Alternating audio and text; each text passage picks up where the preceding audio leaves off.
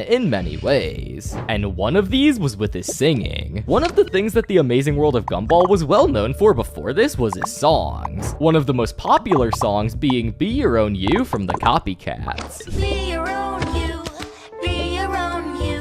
Don't do what I do, just be your own you. And one of Nicholas Cantu's best music performances in the show, easily, hands down, has to be Goodbye. Goodbye, my face will be too mangled to identify. This performance alone just shows how much emotion and depth he really brought to Gumball. Not just through his dialogue, but through music too. And honestly, while all the voice actors who've played Gumball brought something unique to the table, Nicholas's performance in Goodbye really makes him stand out as the best singer to ever voice the character. Now, if you feel like you've heard of Nicholas Cantu before, even outside of Gumball, you probably have. He used to be a YouTuber. He made videos under the name Junkie Janker and did a bit of everything. Vlogs, Q&A, commentary, you name it. He also played in a bunch of Minecraft Monday events with popular YouTubers such as Technoblade, Mr. Beast, James Charles, and so much more. However, his YouTube career would come to an end in 2023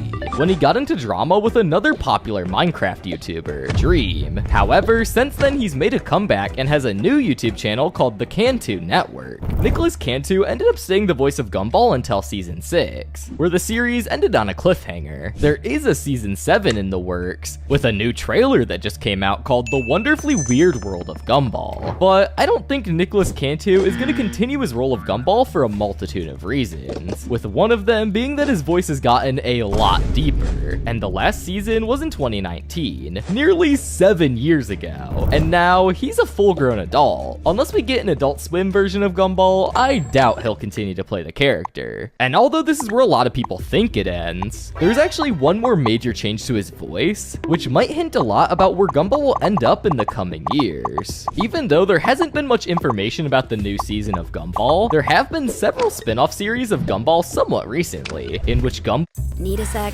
At Ollie, we get it. That's why we made new vitamin-infused body washes, scientifically formulated to repair your skin barrier, and fragrances proven to shift your vibe.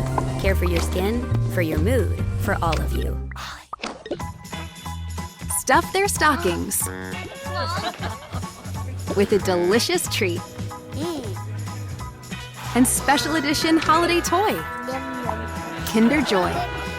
Open a world of surprise. Gumball was voiced by a completely new guy named Duke Cutler. Duke voices Gumball in the Gumball Chronicles, which is a spin-off series that used clips from older episodes, but added new animation and new voice acting. He voiced Gumball in newer scenes. Cool. For a second there, I worried you thought it was a bad idea. But the show didn't redo lines for older voice actors, so you get a piece of each voice actor who played Gumball in this series. Duke's portrayal of Gumball sounds similar to his past voices, while still sounding slightly different. Even though Duke doesn't have the most experience with voice acting, his performance on Gumball Chronicles does show that he can voice act and play the role well. But now, let's move on and talk about the entire evolution of Gumball. The Amazing World of Gumball has evolved from an experiment to a multi-million-dollar show in just 14 years. From new character designs to the creator now hating his own show, we're gonna go from the beginning all the way to now to understand exactly how we got here. The Amazing World of Gumball officially premiered on May 9th, 2011, but the idea actually goes all the way back to 2008. At the time, it was a rough concept with the working title Gumball, and while the characters were still coming together, what really stood out was the animation. It mixed 2D styles and 3D styles with real-world images, a strange combo at the time, but one that ended up giving the show its signature look. But the mix of styles didn't just apply to the backgrounds, it extended to the characters themselves. Gumball had his blue look, but was noticeably less polished, which they probably did on purpose. His head was more rectangular in shape, and his enormous eyes took up the majority of his face. In the even earlier designs of Gumball, the blue cat we all know and love today wasn't even planned to exist. Originally, he was gonna be a blue dog, but as the character developed, they realized his personality, unlucky but still cheerful, would better fit a cat, specifically a black cat. However, the black cat idea was still too limiting for the kinds of stories they wanted to tell, so the team ended up going back to the drawing drawing board, trying to find something that would stand out even more.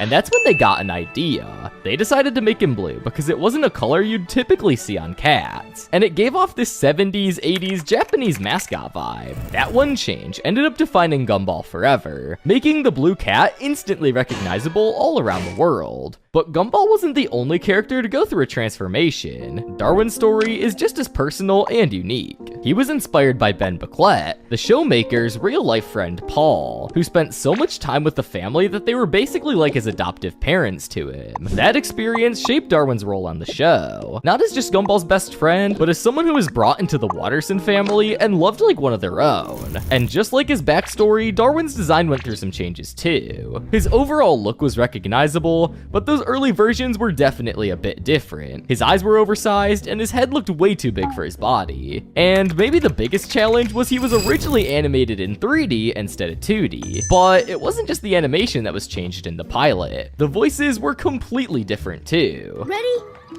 Ready! Ready for what? Gumball was still in its very early stages, but it was clearly on the path to something special. And in 2011, we finally got to see the potential come to life when the first episode premiered in the US, called the DVD. Right from the start, The Amazing World of Gumball stood out with its wild mix of animation styles, real-world photography for backgrounds, characters, and so much more. Season 1 kicked off with 36 episodes and gave us a real look at the Watterson family and their totally chaotic lives in Elmore. Alongside Gumball and Darwin, we met Richard, Nicole, and Anais. People were hooked fast, and it didn't take long for Gumball to become one of Cartoon Network's most popular shows. Behind the scenes, the show would always be changing, especially when it comes to the voice actors. In the beginning, Logan Grove and Kwesi Bache took over the new voices of Gumball and Darwin, and they showed that they were perfect picks to bring Gumball and Darwin to life. But as time went on, things would change in ways no one saw coming.